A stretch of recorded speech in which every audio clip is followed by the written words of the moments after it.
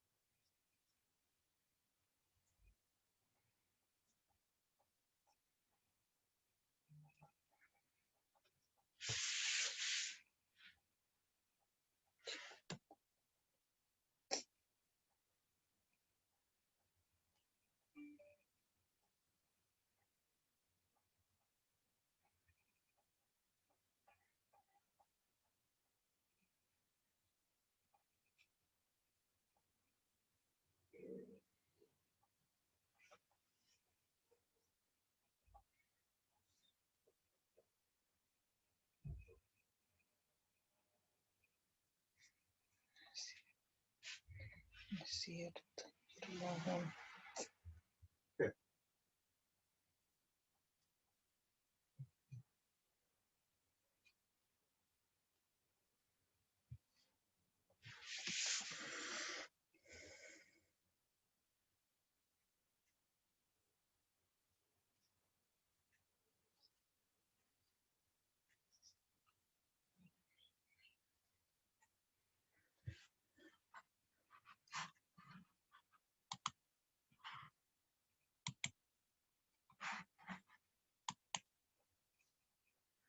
ok, chicos, aquí donde nos quedamos, estamos viendo hablando del derecho natural, que es un conjunto de, o bien de normas morales, más bien de normas morales a las cuales es conveniente que se acerque el derecho positivo, pero que su no completa plasmación no significa la invalidez de las normas jurídicas jurídico-positivas.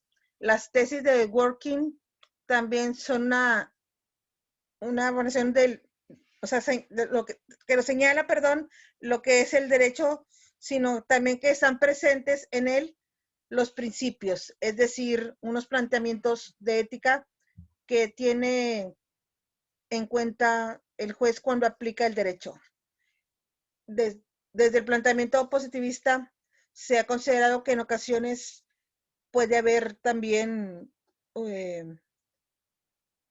dentro de la regla del reconocimiento un respeto de planteamiento ético, y en ese sentido, si ese respeto está incluido en la norma de reconocimiento, nos encontramos ante lo que se llama positivismo blando o positivismo incluyente. En cambio, otros señalan que de ninguna de las maneras cabe esa aceptación de las normas morales como uno de los objetivos, como uno de los condicionamientos para que las normas del derecho positivo sean blandas, sean derecho positivo, y en ese sentido se considera o se denomina ese positivismo duro o excluyente. Para terminar esta primera primeras 4 lecciones, hay que señalar sistemáticamente las dificultades que hemos ido encontrando para establecer un concepto unitario del derecho. Esas dificultades, ya las hemos mencionado, resultan de su carácter lingüístico, de donde proviene el carácter ambiguo, vago o emotivo de una buena cantidad de explicaciones sobre lo jurídico, y por otra parte, la pluralidad de facetas que muestra lo jurídico, y que puede llevar en ocasiones a considerar que alguna de ellas es más importante que las otras, en detrimento, por tanto, de las demás, y el resultado es una concepción parcial de lo jurídico. ¿Ok? Bueno, chicos, ¿qué les pareció este PowerPoint, jóvenes? ¿Cómo lo vieron? Si está entendible, si lo vieron bien. Igual se los voy a subir ahí a su Classroom para que lo tengan. Otra cosa que me está pidiendo la universidad, chicos, es que entren al canal de YouTube a ver los videos de la clase, por si alguien, o sea, de igual manera siempre se los pongo también en Classroom, pero es importante que les estemos dando la visitadita en el canal de YouTube para estarlos viendo. ¿Alguna pregunta, alguna duda?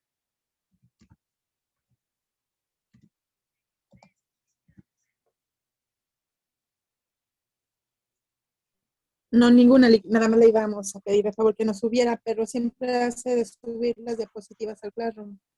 Sí, yo se las subo a Classroom. Sí, checar Sí, lo que les dejé la semana pasada, ¿verdad? sí, ya lo checamos y lo anotamos en el cuaderno. Ok. De igual, o sea, por ejemplo, los que no habían entrado, chicos, que pasen, cuando pasen a poner presente Classroom, es importante que pongan el nombre completo, su correo institucional, su WhatsApp y y el campus de donde son, por favor. Porque aquí hay que llenar todos esos campus ahí en lo que viene siendo Lo que subió la semana pasada lo tenemos que copiar. no, Es para ¿no? consulta, no, no es para consulta. Ah, ok, es que Sí, acuérdense que la próxima semana vamos a empezar a hacer el cuestionario para la cuarta semana el examen. para el examen, sí. Ajá. Entonces es lo que vamos ahí a estar. Ah, pues dije, yo no he copiado nada. Sí, no, no, no, es para consulta, por eso ahí le puse consulta, es para consulta nada más, no tiene que copiar. Igual ahí, o sea, ustedes tienen acceso a su Classroom de todas las materias, pues ahí van guardando, se les va quedando cualquier cosa que necesiten, pues de ahí lo pueden ir sacando, ¿no? Es como su biblioteca personal, vaya. No, no, no van a estar ahí, batallando. Bueno, vamos a seguir adelante.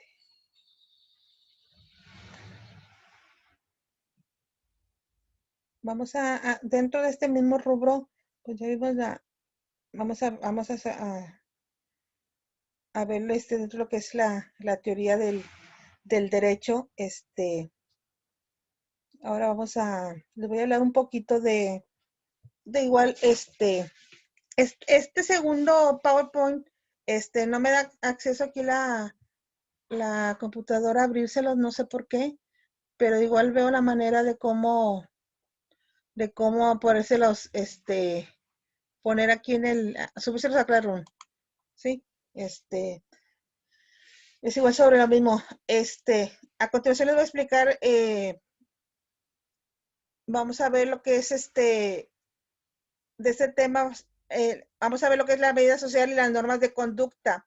Se articula en cuatro fases. Es el papel en que se empeña la vida social, el papel que desarrollan las normas en los proyectos de regulación de la vida social, los principales sistemas normativos y de la sociedad actuales y la evolución histórica de las relaciones entre derecho moral y usos.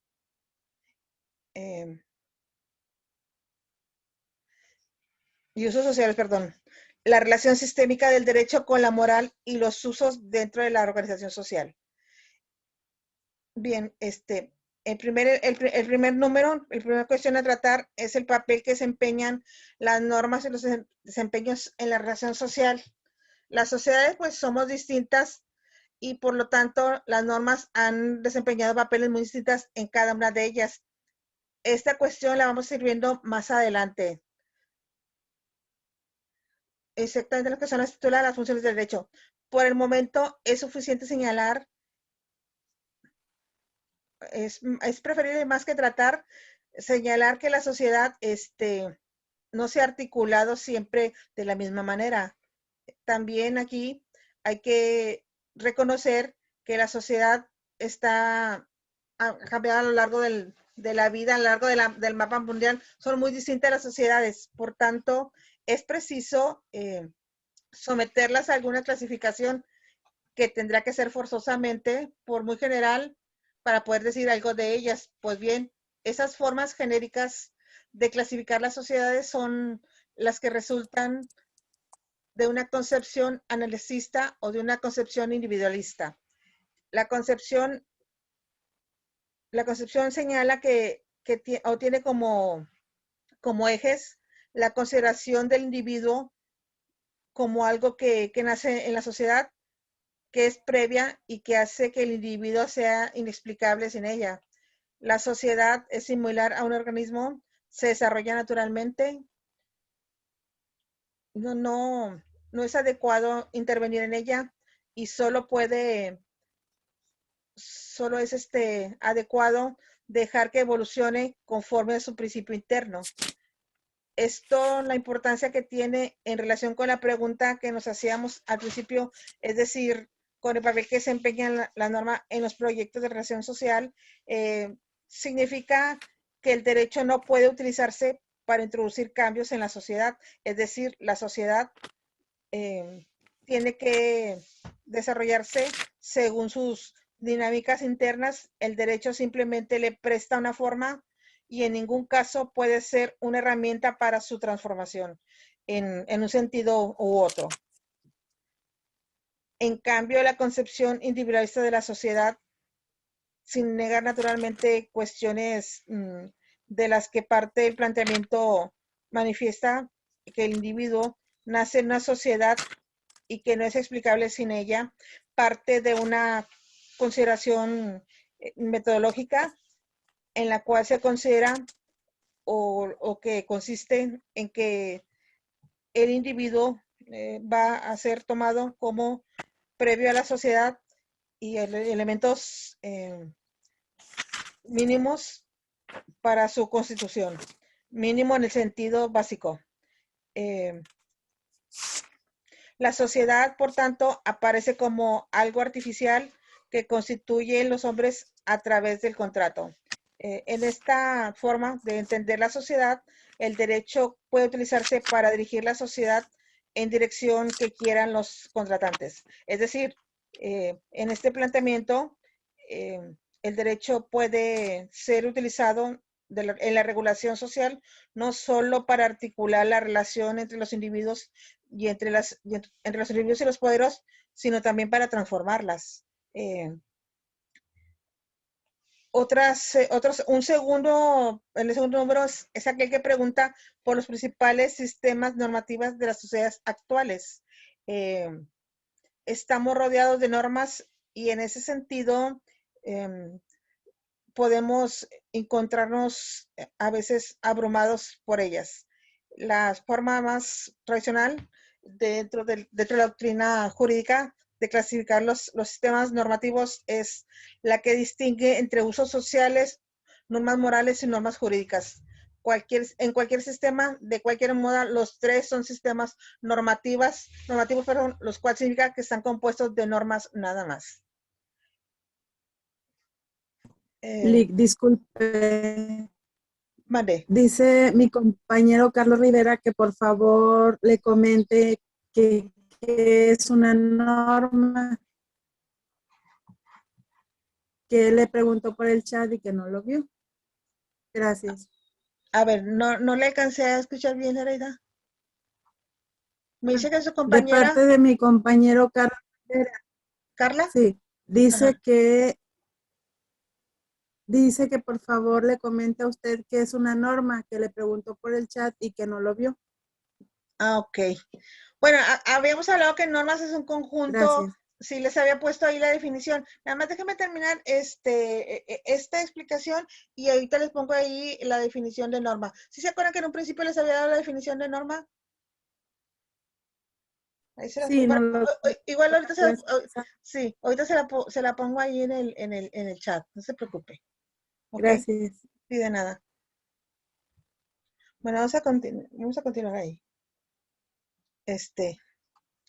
La cuestión de la evolución histórica del proceso entre el derecho moral y sociales tiene especial importancia para reconocer cuál es en la actualidad la posible interacción que se da en nuestra sociedad entre estos tres sistemas normativos.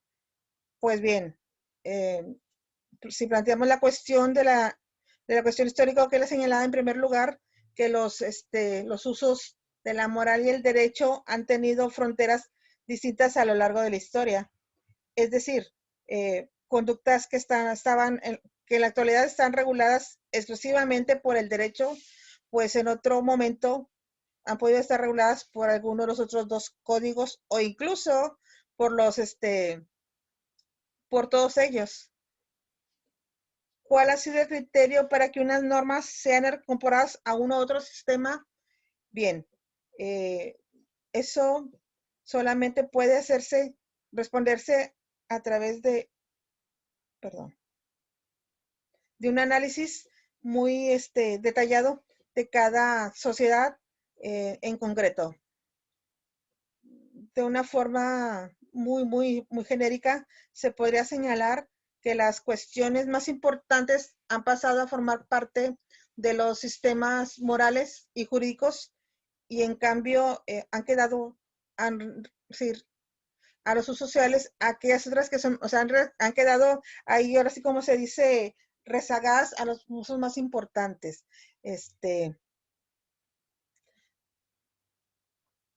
Hay que verlas siempre en cada sociedad en concreto. es de cuando estamos hablando, chicos, de lo que son de las relaciones entre el derecho, la moral y sus usos. En un programa introductorio como es de teoría del derecho, las cuestiones hay que tratarlas siempre de manera muy esquemática. Y la cuestión de la evolución histórica entre estos tres sistemas normativas, pues no puede ser más que un nombramiento. Y muy a grandes rasgos hay que señalar que las relaciones, permítame porque de momento me saca el sistema. No sé si es porque está lloviendo. ¿Está lloviendo? ¿Ahí dónde están ustedes, chicos? ¿O no les está lloviendo? Como que quiere llover aquí porque está bien nublado, pero todavía no empieza a llover. Imagino que usted vive en Altamira, ¿no? En Tampico. Y allá como que ya empezó a llover, creo. No, aquí en Obrera empezó a llover desde las 3 de la mañana. Entonces, bueno, yo vivo en Cuauhtémoc y como que está bien, o sea, está nublado, pero todavía no empieza a llover. Ándele. No, aquí sí nos alcanzó el agüita un poquito. Pero bueno, déjeme checarle aquí porque me marca la computadora como que me quiere cerrar, me está parpadeando el sistema, no quiero que me vaya a sacar, chicos. Permítanme un segundo, hay que dejar aquí algunos movimientos.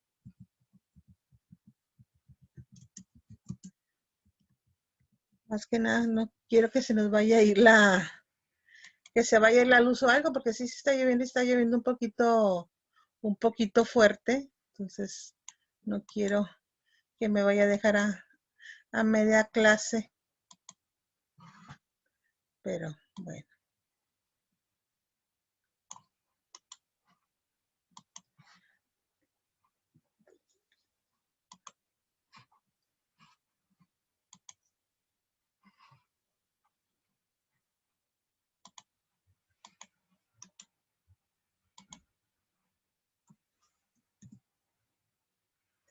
Bueno, ok, ya. Yo vi que dejó de parpadear la luz, chicos, que ya no nos saca. Ahí les dejé en el chat, chicos, quien se que era una norma, el concepto de norma, ahí si lo quieren,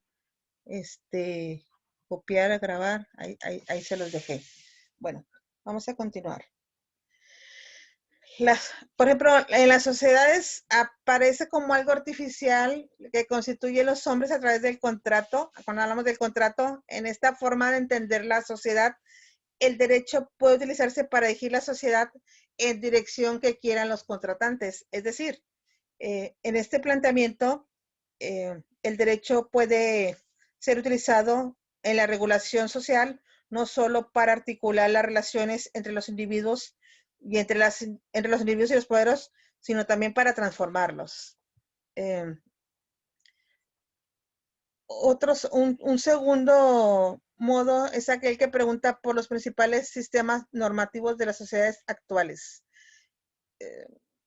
Estamos rodeados de normas y en ese sentido podemos encontrarnos a veces abrumados por ellas. La forma más tradicional dentro de la doctrina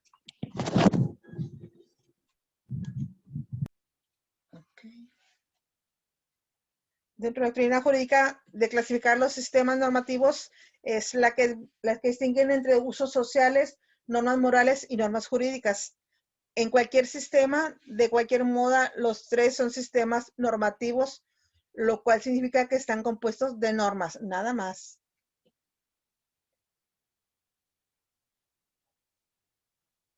La cuestión de la evolución histórica de las relaciones entre derecho moral y usos sociales tiene especial importancia para reconocer cuál es en la actualidad la posible interacción que se da en nuestra sociedad entre estos tres sistemas normativos. Pues bien, si planteamos la cuestión de la relación histórica, hay que señalar en primer lugar que los usos de la moral y el derecho han tenido fronteras distintas a lo largo de la historia. Es decir, conductas que estaban en la actualidad están reguladas exclusivamente por el derecho, pues en otro momento han podido estar reguladas por algunos de los otros dos códigos o incluso por por todos ellos. ¿Cuál ha sido el criterio para que algunas normas sean incorporadas a uno u otros sistemas? Bien, eso solamente puede responderse a través de un análisis muy detallado de cada sociedad en concreto. De una forma muy genérica, se podría señalar que las cuestiones más importantes han pasado a formar parte de los sistemas morales y jurídicos y en cambio han quedado relegados al ámbito de los usos sociales, aquellas otras que son menos importantes. Pero la importancia o no de unas cuestiones u otras, ya digo, hay que verlas siempre en cada sociedad en concreto. En un programa introductorio como es de teoría del derecho, las cuestiones hay que tratarlas siempre de manera muy esquemática, muy subjetiva. Y la cuestión de la evolución histórica entre estos tres sistemas normativos no puede ser una excepción. Tendríamos que ahondar mucho en cada una de ellas y pues nos llevaríamos más tiempo del que tenemos previsto para la clase. Entonces, por eso lo vamos a ver de manera muy subjetiva. Hay que señalar que las relaciones sobre todo entre derecho y moral, han pasado por fases de confusión total, entre ellas por otras de separación, y en nuestra sociedad actual, y sobre todo en nuestro sistema jurídico político, se ha llegado a reconocer la cercanía y posiblemente la vinculación entre moral y derecho, sin que eso signifique naturalmente que el derecho deba ponerse siempre, digamos, a las órdenes de alguna moral. Simplemente que hay un sustrato moral en las normas jurídicas. ¿Ok? Bien, la primera fase decía de las relaciones entre esos tres sistemas normativos, pero más importante entre moral y derecho es la confusión entre ambos. Esta situación es propia de culturas primitivas en las cuales los seres humanos actúan conforme a la costumbre. Una costumbre cuyo origen se considera está en los dioses, que además garantizan el castigo de los infractores de esas costumbres. En esos ámbitos culturales, lo jurídico se ha metido en lo religioso, y por ello los actos jurídicos se dan muchas veces a través de procedimientos propios del ámbito en cuanto a la separación entre derecho y moral. Esa separación se da en momentos históricos posteriores, en nuestro ámbito cultural, en el cual están las raíces de nuestra memoria, igual que podemos encontrar o culturas en las cuales se da esa indistinción entre lo moral y lo jurídico, porque ya digo, ambos están enraizados en el ámbito de la costumbre, que podríamos considerar que es el ámbito de la Roma antigua, dentro de esas ciudades. Cuando esas culturas evolucionan, van separándose de los ámbitos de lo jurídico y de lo moral.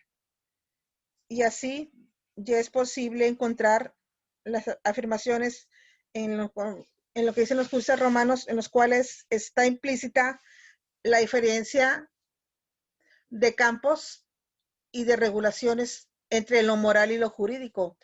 Así el jurista Pablo afirma que no todo es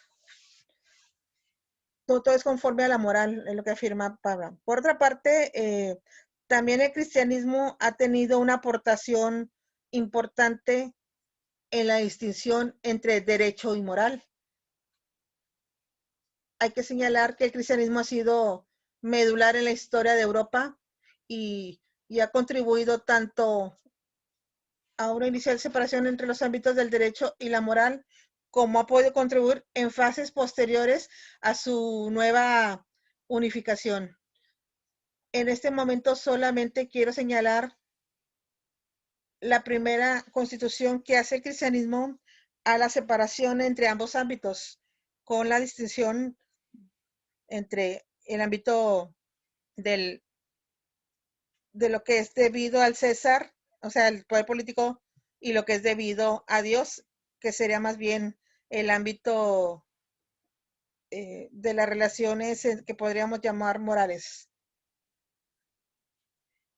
Bien, decía antes que el cristianismo ha premiado la forma política del occidente, y eso ha llevado también a que muchas otras, esa distinción entre ambos ámbitos se haya perdido y que el derecho sea utilizado para reforzar la considerada moral cristiana.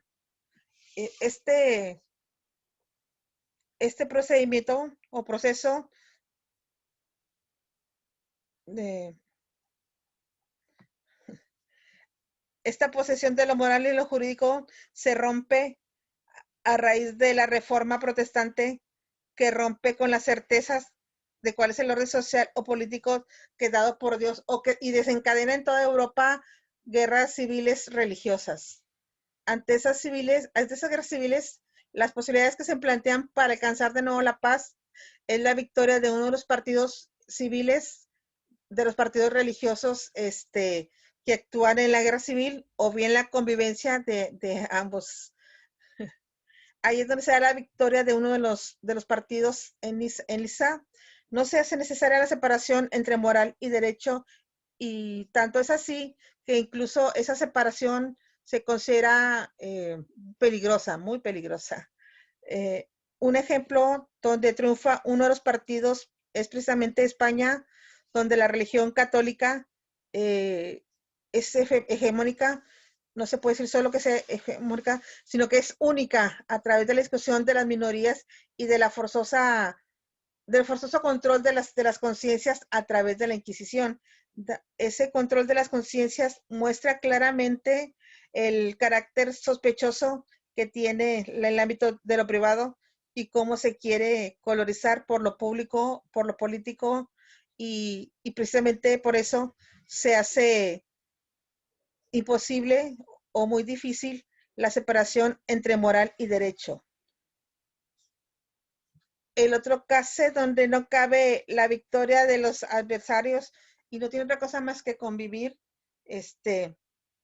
la forma de alcanzarlo se da precisamente a través de la separación entre derecho y moral. Es decir, una separación entre lo público y lo privado. Esa separación se articula con unas reflexiones en torno a la dignidad humana como autonomía y como rechazo del paternalismo. ¿Esto qué significa? Bueno, pues significa que se considera que el individuo tiene, a través de la voz de su conciencia, capacidad suficiente para saber cuál es el bien y para perseguirlo. Y en cambio, la legitimidad que pretendían los monarcas absolutos como conocedores privilegiados del bien de sus súbditos es una pretensión injustificada, pues todos los individuos se consideran dotados de la misma luz natural, es decir, de la razón para perseguir el fin que les es propio.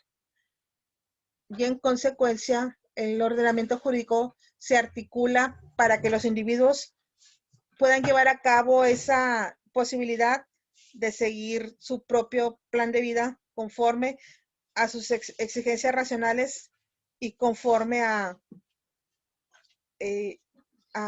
esa posibilidad que consiste y se expresa en reconocimiento autónomo de cada individuo.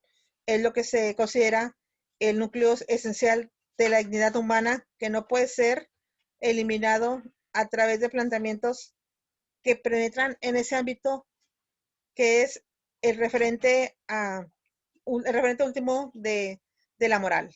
Ese referente último de la moral y ese ámbito de lo privado naturalmente se inicia, con la libertad de conciencia, que se va convirtiendo en el primer núcleo o primer reducto del ámbito moral enfrentado con el ámbito de lo jurídico, en tanto que éste lo tiene que respetar. En realidad es enfrentado con el ámbito político, o sea, realmente se expresa en las normas, pero también esas normas jurídicas tienen que respetar ese ámbito privado de la dignidad humana que ya dimos, se expresa inicialmente en la libertad de conciencia. Decía que esta distinción entre lo público y lo privado y por tanto, entre la moral y lo político, tal como se expresa en las normas jurídicas, tiene una larga historia que se inicia claramente con la reforma. No voy a exponer sus numerosos pasos porque sería muy largo. Solamente les voy a señalar la articulación que hace las diferencias entre moral y derecho, pues resume lo que ha hecho la evolución de esa diferencia y lo hacen claramente comprensible. Bien, los criterios de entre moral y derecho hacen referencia a la distinción entre moralidad y legalidad, autonomía y heteronomía, una corrosividad de la moral y una corrosividad del derecho.